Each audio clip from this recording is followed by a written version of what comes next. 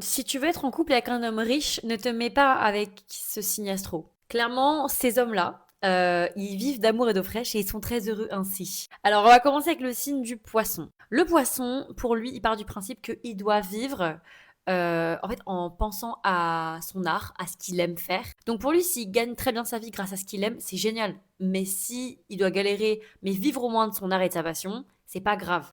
Il pré... Mais MDR.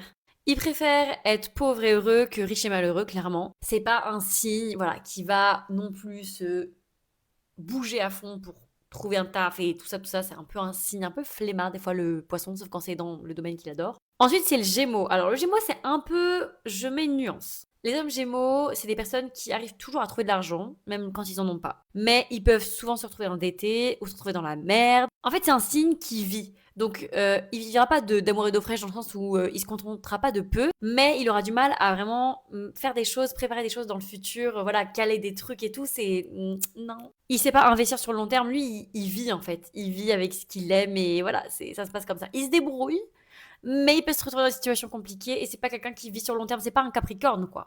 Ensuite, le Verseau. Les Verseaux, c'est des humanitaires. C'est vraiment les hommes Verseaux, ils n'ont pas besoin d'avoir des mille et des cents pour trouver un sens à leur vie. Eux, ils ont un peu de recul sur ce mood de société un peu capitaliste, sur cette envie de réussite constante. Eux, ça va plus être une réussite personnelle qu'ils vont viser en fait. Et ils vont avoir cette spiritualité, ou en tout cas cette ouverture d'esprit pour se dire c'est pas grave, moi j'ai pas besoin de ça pour être heureux. Et les hommes verso peuvent souvent se satisfaire du nécessaire. Voilà, c'est pas des gens qui sont avides, qui sont avares, qui sont voilà. C'est pas non, c'est pas ADA. Et on termine avec le signe du Sagittaire, les hommes Sagittaires. Alors, les hommes Sagittaires, c'est quand même plutôt des entrepreneurs, donc c'est vrai qu'ils vont quand même tenter. Mais c'est pareil, c'est des hommes très libres, c'est des hommes qui aiment voyager, c'est des hommes qui aiment bouger à droite à gauche.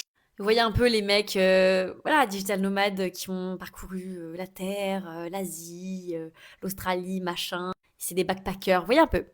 Ça, c'est les Sagittaires. Et ils peuvent durer comme ça longtemps, très longtemps. Ils n'ont pas cette notion de stabilité, de poser sur le long terme. Alors, c'est des gens qui peuvent percer et réussir parce que c'est des entrepreneurs, mais ils ont ce truc-là d'instabilité et de. C'est pas grave, ça peut être un peu des crasse-pouilles, des mecs un peu qui se contentent de rien et qui kiffent juste leur moment sur le coup, quoi. Donc, pas forcément de stabilité financière du côté des Sagittaires, en tout cas de prime abord, quoi. Est-ce que vous avez déjà été un de ces signes? Et si oui, est-ce que vous avez reconnu ces mecs-là dans la description ou pas du tout?